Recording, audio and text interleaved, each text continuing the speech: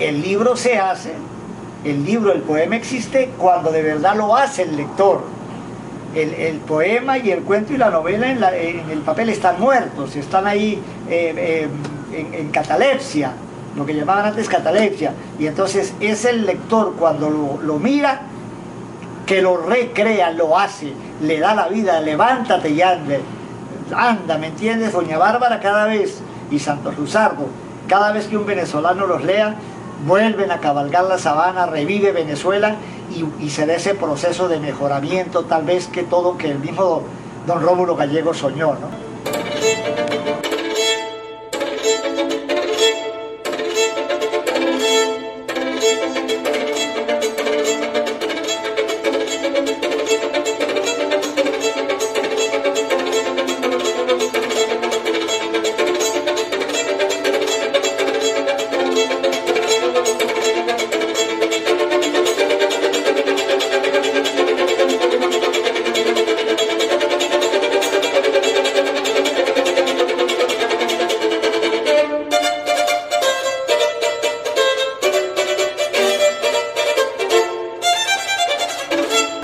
Yo nací y me crié en un pueblecito muy pequeño, ¿no?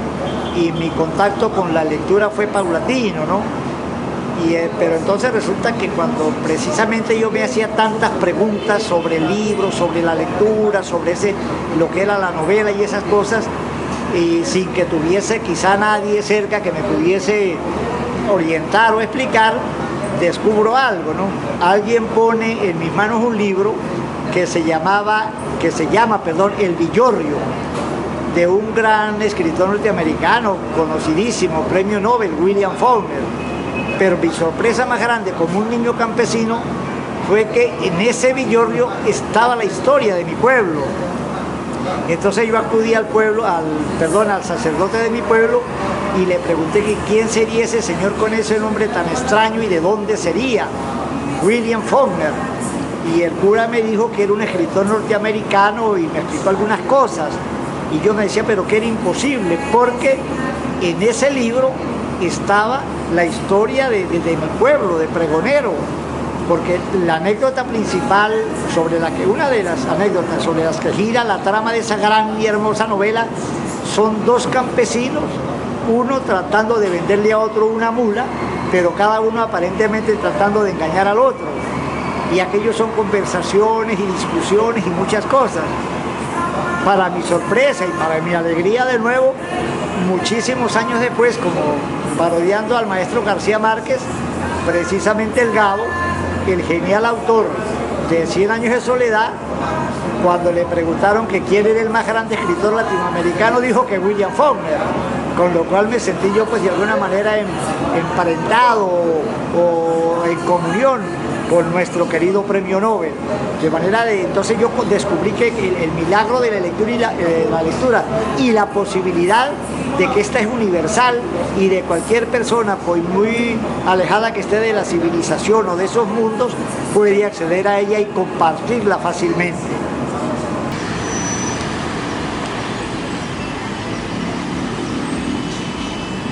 Mi pasión por la lectura pues nació prácticamente en el mismo momento en que la descubro y comienzo a leer, y en mi caso personal también en circunstancias digamos bastante difíciles me ha sido de un gran apoyo, ¿no? El proceso de lectura y escritura, pese a que son tan difíciles de adquirir, también dan innumerables beneficios. Claro, me refiero a esa lectura voluntaria, crítica, selectiva, divertida, recreativa. A raíz de esa experiencia primigenia que ya narré de mi encuentro con el libro y la lectura y el descubrimiento de que me podían ayudar muchísimo en mi circunstancia vital, en mi vida, me llevó obviamente, como es una cosa lógica, a asumir o a seguir el camino no de las letras, sino más que todo de la bibliotecología, ¿no? Y de la lectura continua y de la difusión de la misma, porque descubrí que si era una cosa que me ayudaba a mí tanto y que de verdad ayudaba tanto a algunos amigos con quienes yo comencé a a imbuirlos en esa materia y noté a ciencia cierta que mejoraban, yo pensé que también podía aplicarse eso pues al resto de la gente, y que si en un país como Venezuela, por ejemplo, donde la problemática social y cultural es tan terrible por una serie de circunstancias que son demasiado largas para enumerarlas, tal vez si lográsemos que nuestro país asumiese con más interés, pero como voluntariado, el proceso de lectura y el del conocimiento del libro, posiblemente sería un país que mejoraría mucho más, porque siempre tenemos que tener presente de que el ser humano vino caminando a tientas, casi como ciego, hasta que descubre primero el maravilloso elemento del lenguaje y luego el maravilloso invento del libro, y que desde ese momento hasta hoy el salto que ha dado la humanidad es gigantesco, ¿no? Hoy en día pues la tecnología abarca muchísimos campos, pero eso no hace sino ratificar que allí estaba la base. De hecho, esa maravilla moderna que se conoce como el Internet no es sino el sueño de los bibliotecarios de miles de años atrás. Ya hace unos 2800 años antes de Cristo, un primer bibliotecario, que en realidad fue un emperador chino, soñó, de alguna manera pensó en lo que hoy es el Internet.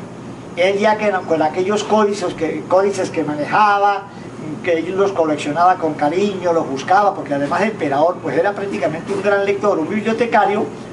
Él soñaba que algún día el hombre debía lograr o podría lograr meter todo el conocimiento en un solo sitio. Es decir, que cualquier hombre de la tierra, del rincón más apartado del mundo, pudiera tener acceso al conocimiento. Y hoy en día tenemos eso frente a nosotros, porque a través de Internet, a través de eso que llaman la gigantesca autopista de la información, la persona más alejada, en la isla más remota, tiene todo el conocimiento en sus manos y ante sus ojos si lo quiere. Ahora, la pregunta que seguirá haciendo, o está por hacer, es si esa humanidad, y eso ya lo estamos viviendo, sabrá aprovechar y aprovechará esa maravilla que tiene enfrente y que posiblemente le ayude a su redención, a su mejoramiento de verdad efectivo, de manera plural para todos.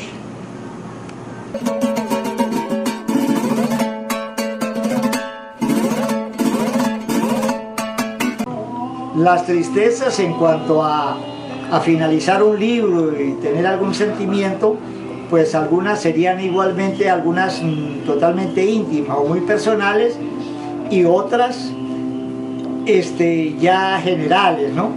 Entre las más personales, recuerdo en mi infancia o en mi adolescencia la primera vez que leí ese famoso cuento del gran maestro español Leopoldo alias Clarín, Adiós Cordera. Fue un cuento que al terminar de leer pues duré varios días deprimido, porque encierra una historia supremamente triste y ambientada en un mundo pues similar al mío. Y otra ya tiempo después fue al llegar al capítulo final de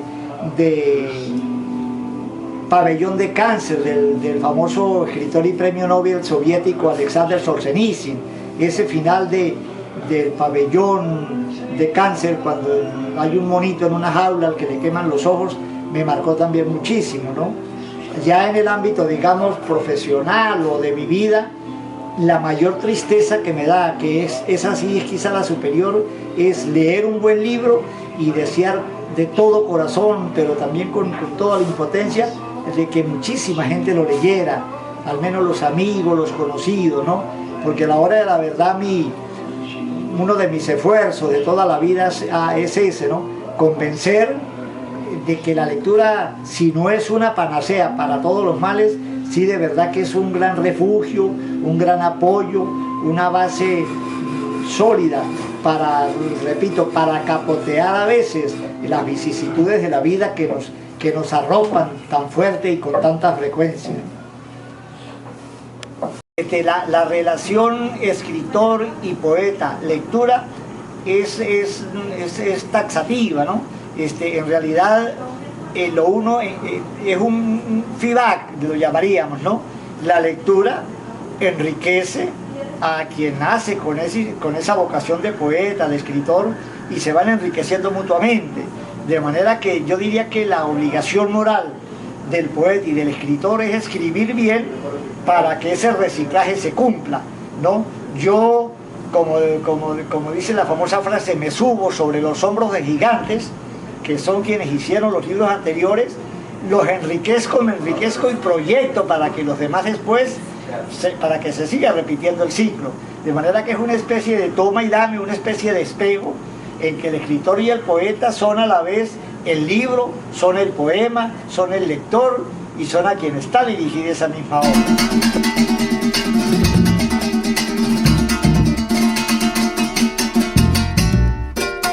La mayor felicidad después de terminar un libro debe ser la misma que sienten los lectores, es decir, primero la alegría de haber descubierto un mundo nuevo, la emoción de haber leído una buena historia, la esperanza de que de esa lectura pues algo me habría enriquecido.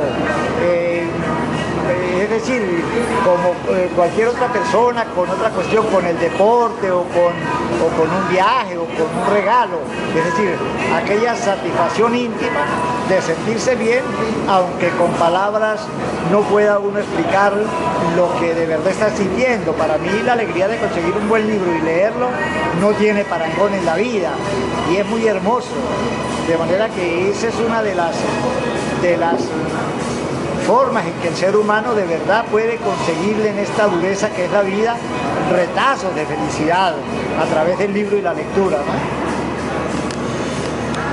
Obviamente lo primero que busco es el placer, la emoción, la alegría que me da el proceso de lectura, pero también busco obviamente el sentirme mejor, el enriquecerme, digamos, tanto intelectualmente, porque suena un tanto pretencioso, el ver con otros ojos el mundo, saber que otros comparten ideas, y saber que la vida es bella y que en los libros se encierran los tesoros de la vida. Creo que los venezolanos, los latinoamericanos y en líneas generales la humanidad, ¿no?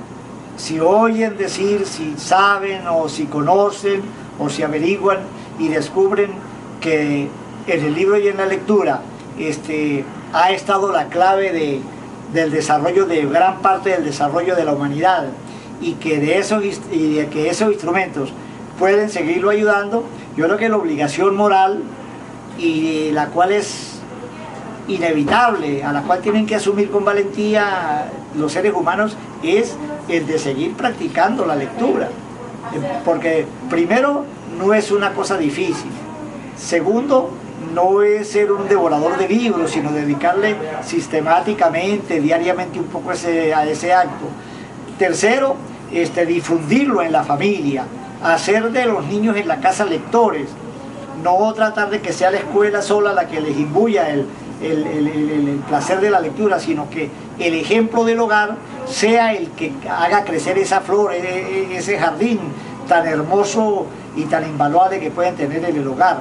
De manera que la humanidad, yo creo que hoy en día, igual que antes, está en esa balanza de saber que de que asuma el papel o la grandeza que el libro y la lectura tienen, está efectivamente también la esperanza de que la humanidad mejore en muchos aspectos.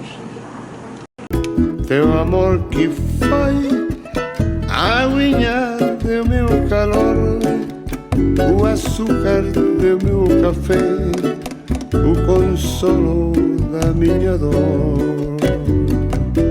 Teu amor que foi a saída do mismo sol, a frutinha de mais sabor. El gran escritor argentino Jorge Luis Borges, como epígrafe a uno de sus magníficos libros de cuentos, pone un escrito muy pequeño en el cual describe cómo él va a la Biblioteca de Buenos Aires a entregarle el libro que acaba de publicar al gran maestro Leopoldo Lugones, y él comienza describiendo pues la biblioteca. Él dice: llego a la biblioteca, me abren la puerta y usted sale a recibirme. Detrás de usted, a través de los cristales, puedo ver, como en la Hipálague de Milton, los lectores en las mesas. Yo le entrego mi libro y usted lo comienza a hojear. Dice: y a mí yo sé que a usted le hubiera gustado que le gustara mi libro. Una frase muy linda, es decir, usted, maestro, me está mirando y aunque no conoce el libro, desea que le guste, porque a lo mejor me quiere. Y dice: y yo le entrego este libro.